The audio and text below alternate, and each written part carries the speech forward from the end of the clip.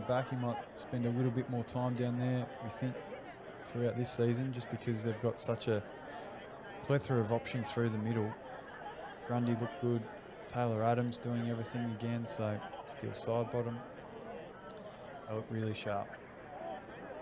Lipinski made an impact in his first game for the Pies as well. Here's Callum Brown. Toes the sideline. Sends it up toward half forward. Again, the defence of Collingwood's okay. Hardwick to Phillips. Run down. Great tackle. Terrific pressure from the Pies. And it's rewarded. And Will Kelly lays the tackle, makes it stick, and he'll have a shot. Talking a bit about this young lad earlier, we wanted to see him out there. He just wraps the tackle up. Geez, you lick your lips, don't you, when you can know someone's just there for the taking, and he took him down and did well not to get into his back. He rolled him over and earns his shot at goal.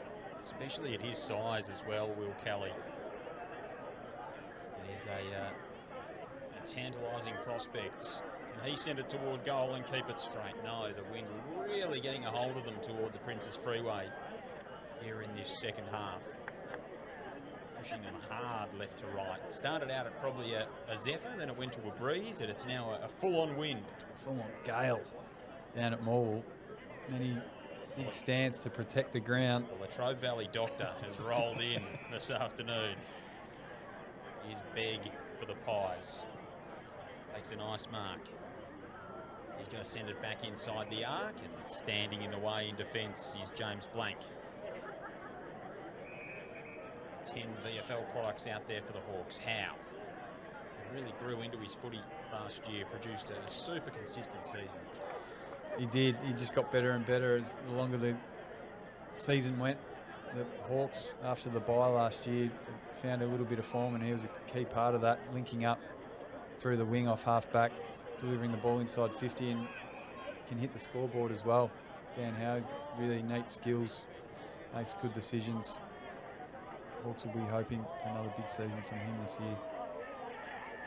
The Riverina in New South Wales. Jecker inside the forward 50. Saunders back to Jecker. Jams it on the boot toward goal. It skittles the lot, but it only sneaks through for a minor score.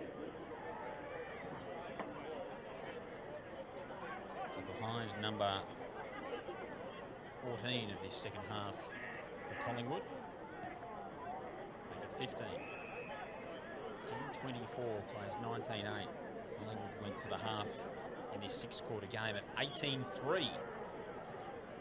That was pretty entertaining stuff. Now it's thinned out a little bit on that outer side now with Box Hill and mainly Collingwood VFL players out there. They certainly got treated to some great football earlier on. What's the review process like of practice matches, Steve? Is it, especially with a game like this, where you're sort of mixing and matching sides? Yeah, I think probably what they'll do is review the first three quarters really strongly, depending on what sort of access to quality vision you get. Sometimes, usually you get the broadcast vision, but when you're playing in a big stadium, you've got the behind the goals, which the coaches really love from a teaching point of view. So see the sizzle lifts at either end. Both coaches would probably be looking at that pretty closely.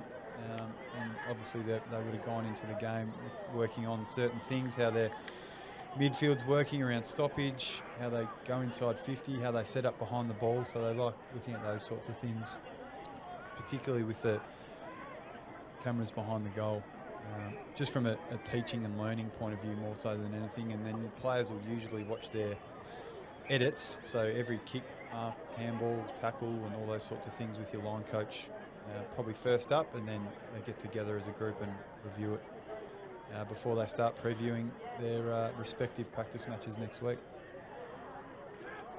With GWS, as we talked about earlier, and Hawthorn play Richmond in Devonport, which is a game that's going to mean so much to that community, as Collingwood's got an opportunity here inside the forward 50. Yeah, the Hawks would usually play their practice match down in Launceston, second home down there, but given the tragedy that happened just before Christmas last year in Devonport, both clubs in the AFL, so Hawthorn, Richmond and the AFL, are putting on a bit of a fundraiser, with all funds raised going to the Hillcrest Community Fund for that community, as the Pies stick through a goal. Yeah, nice kick from Campbell Hustwaite, their VFL co-captain. Kicks one for the Pies. One of the VFL players making an impact here in this second half. And Collingwood get their 20th of this extended 6-quarter game. Yeah, so you'd imagine the Hawks will have their work cut out against the Tigers down in Devonport next week, but just such a great thing that footy can do for the community, to take their mind off it, raise a bit of money for that community. And I think some people from both sides and some Tassie sporting legends will stick around for an old school sportsman's night down in Devonport next Saturday night, which will be good fun. Any tales to be told. It's just a great initiative. It's one of the ways that football can really bind together communities and reinvest and do some good. See that places like this, when you've got these events in regional areas such as Morwell today. Darcy Cameron's lost his shoe in the Ruck contest. Big boot out there. What, talking size 14, 15s, I reckon, Big Darcy. Yeah, I think there was a windsock out on the outer side of the ground. I think that's what he puts underneath it. They'd be a very, very big hoof that Darcy Cameron's rolling with. Scrubby kick out of defence for the Hawks. Squate has a go for the Pies, can't track it down. Callum Brown still bustling around as they go sliding into the Hawks bench. Leave the temporary seating along the bench side. 5 minutes to go in this 5th period. Collingwood with a goal and Hawthorn with just the 1 goal as well. It's a show for their work here in this period of footy. 5 of 6 will get in the books. Cameron sends it forward. Can't be separated again. In fact, it's going to be a free kick going to the Hawks.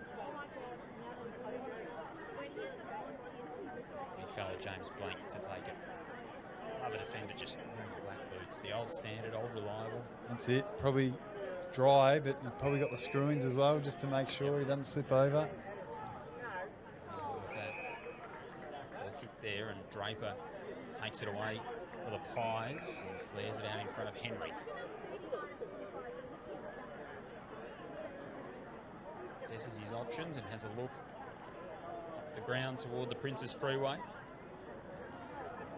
Ends up just going long. A big fly in the pack. McInnes, as he pulled that in, it's been paid. It's a really nice mark. I think they see him long term as a midfield prospect, Reef McInnes, but he's a big boy, and that's a really nice pack mark.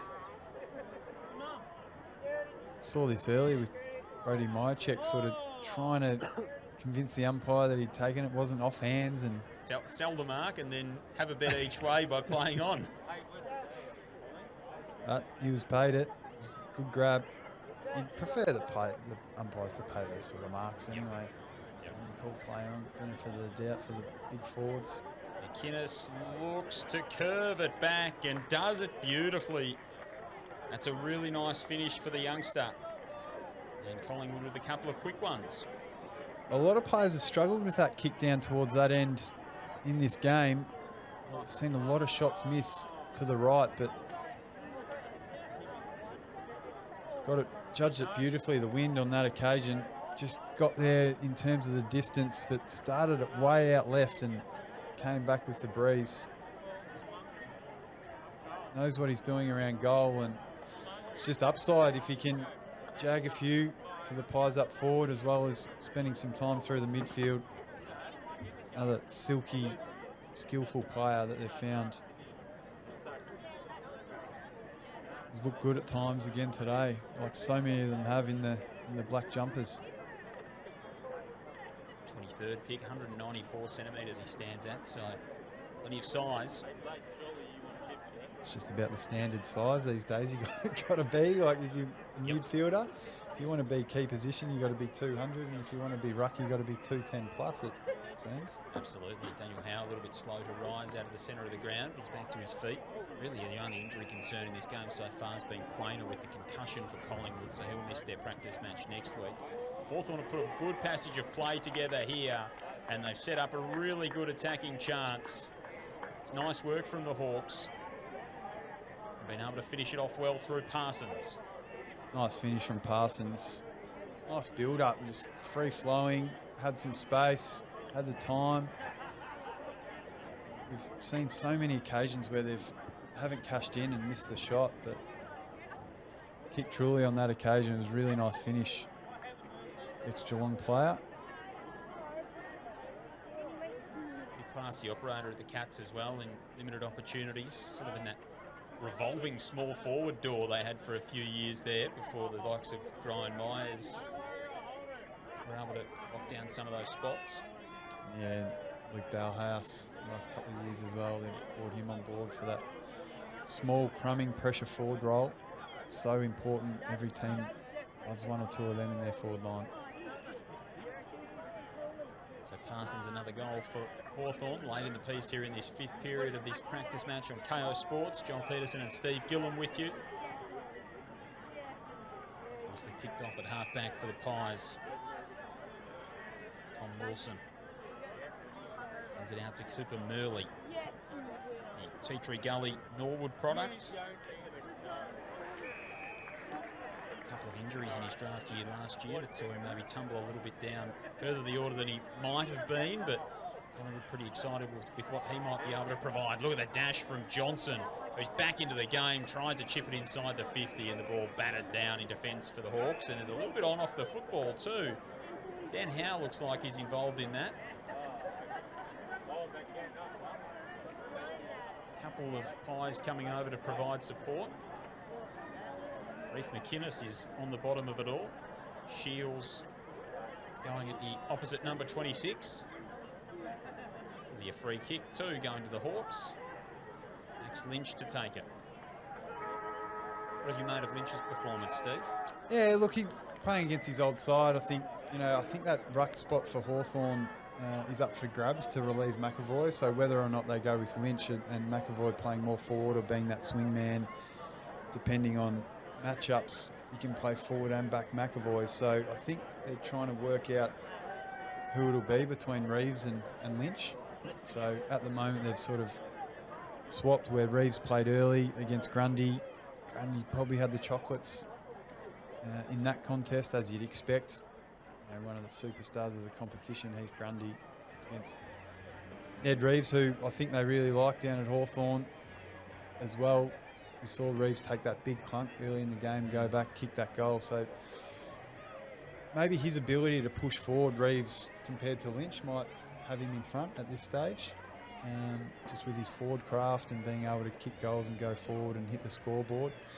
But Lynch gives you something different. I think he covers the ground. He's more of the athlete. And depending on if you're playing a really big ruckman and you need Reeves' size, he might be the way they go. But if you need an athlete who can cover the ground and more the work rate side of things, then you got another option in Lynch. Options are always good to have, a bit of versatility in the side. 2 goals apiece there in that 5th period of this 6-quarter match at Orwell. Last quarter, the last period of play coming up after this. It's still Collingwood well and truly in charge. More footy to come here on KO Sports.